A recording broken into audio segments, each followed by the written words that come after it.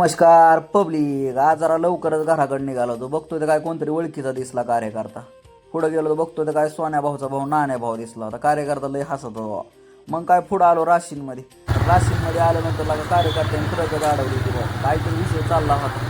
भांडत बिडत वाटतं जाऊ दे, आपल्याला काय करायचंय बाबा, कोणाचं काय काय असं. मग काय पुढं आलो घरात घरी आलो. घरी आल्यानंतर जरा खड्डा बिड्डा खांदून ठेवलं होतं, कारण जाळी मारायची ना आपल्या चारी बाजूने घराला, कंपाऊंड करायचंय. मग खड्डा बिड्डा खतरनाक खांदून घेतलं होतं छानपैकी. झाल्यानंतर मग जरा थोडंसं रानात जावं म्हणलं. रानात गेलो तर बघतोय तर कायला काय बघा, शेतकऱ्याचा लॉस असतो. कम से कम 4 गोण्या निघल्या होत्या तर 15 गोण्या नसल्या होत्या. इतका शेतकऱ्याचा लॉस असतो मित्रांनो.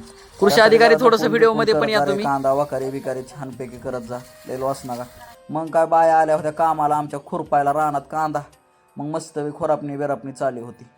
मग आज जरा सुट्टी होती, घराकडे आलतो म्हणलं आता दाऱ्यावर जावं. मग गेलो ना दाऱ्यावर, दारे बिरे धराय चालू केली.